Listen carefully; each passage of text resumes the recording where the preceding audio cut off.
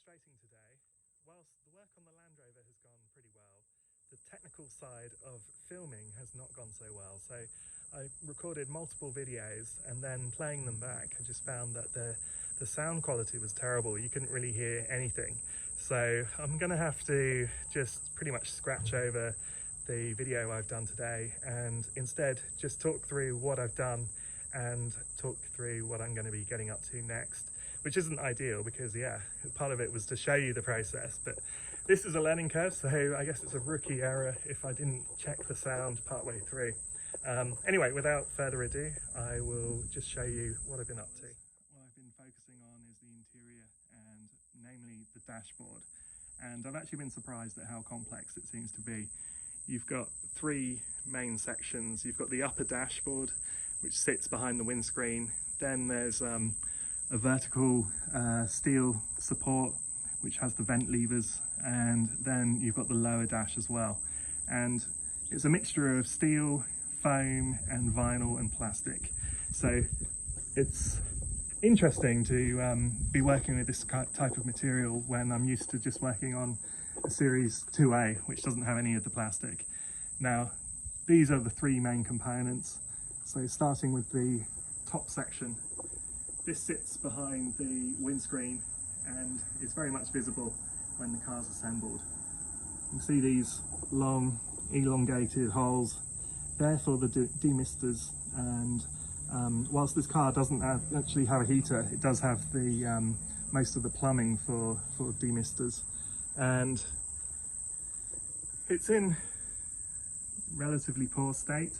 So this is foam and it's very brittle, and then it's got this thick sort of plastic vinyl covering, and I'm going to have to infill these areas with fresh foam and then deal with the vinyl. So it's going to get a new vinyl covering, and I've ordered some UV resilient vinyl, which is going to take 2 weeks to come, unfortunately. It's a marine grade vinyl, so it's good in all weathers, and I think perfect for a Land Rover, which isn't particularly known for being watertight.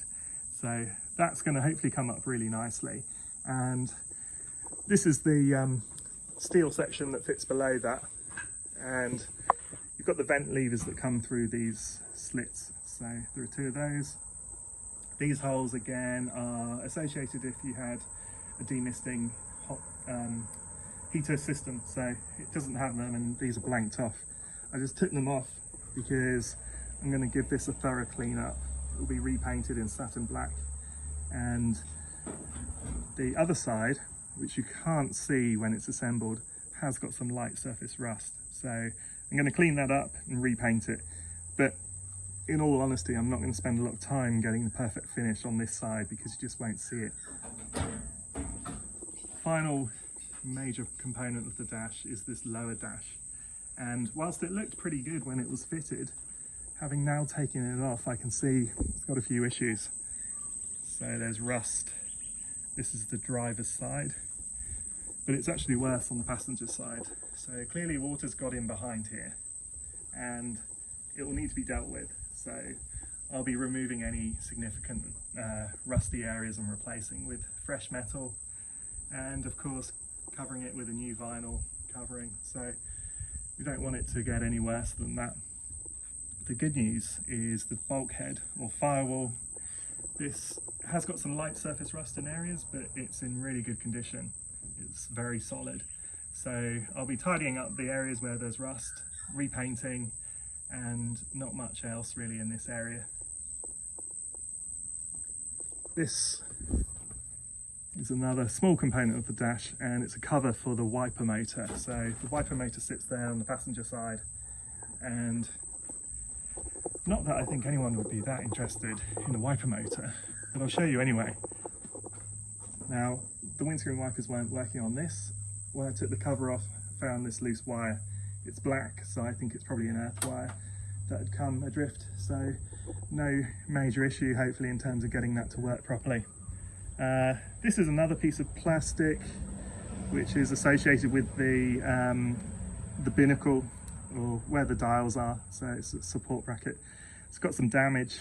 It was all cracked along here, and I've been working to fix that using filler and some steel in behind there.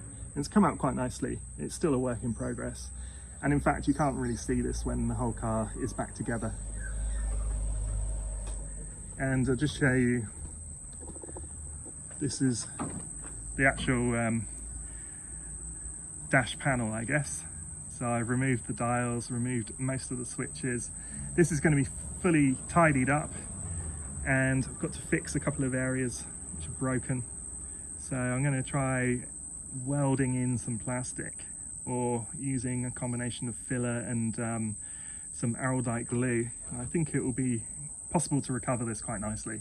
These are quite expensive. I saw you could buy them brand new, although only left-hand drive I could see, and it was a couple of £100, so it seemed expensive for what is just a piece of plastic. I'm very confident I can tidy that up satisfactorily. And before I took that out, it meant I had to label a huge number of wires, and if you just rip out the wires, it will really come back and haunt you. So I took lots of photos, did some video, and I've labelled each one. So this says fuel B, and that corresponds to the fuel gauge, and it had two terminals, fuel A and fuel B I called them. It doesn't really matter what system you use, as long as you can remember and work them out when it comes to reassembly. And I probably won't be putting this dashboard back together again for another 2 or 3 weeks, so really important that I know where everything is. And whilst it looks like a bit of a rat's nest, it is organised chaos. Some interesting previous owner efforts on here. They've spliced in extra wires which don't match the colours.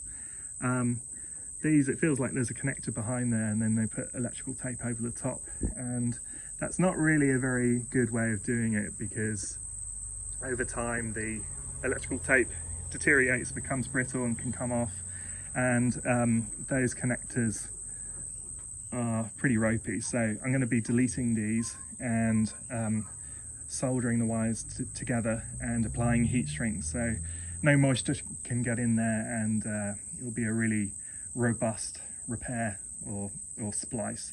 So that's really what I've been doing today. It's taken quite a while, just working through it methodically, making sure I know where everything goes to put it back together. But I think tomorrow I'm going to start looking at removing this old vinyl and treating some of this rust, and possibly I'll do the sanding of this as well, and priming and painting, get that done, and then I can just put it out of the way. There are other things that I could be getting on with. Seats are coming out, ordered new seats today. At some point I'm going to take the wheels off and put it on axle stands so I can just get at it properly, get underneath. I've got this bodywork to work on, and I've been sort of looking into ways of doing that, including the application of heat. Got some hammers, a jack, so I think I can apply some heat, jack this out quite a bit, and see what happens with that. But anyway, hopefully tomorrow my video will be a bit more interesting, because now I know I've got an issue with the microphone. I can just plug in an external microphone and make sure that works. As always, apparently you've got to say this: if you like this video, if you can like and subscribe so you don't miss any of the action, and there'll be plenty more to come.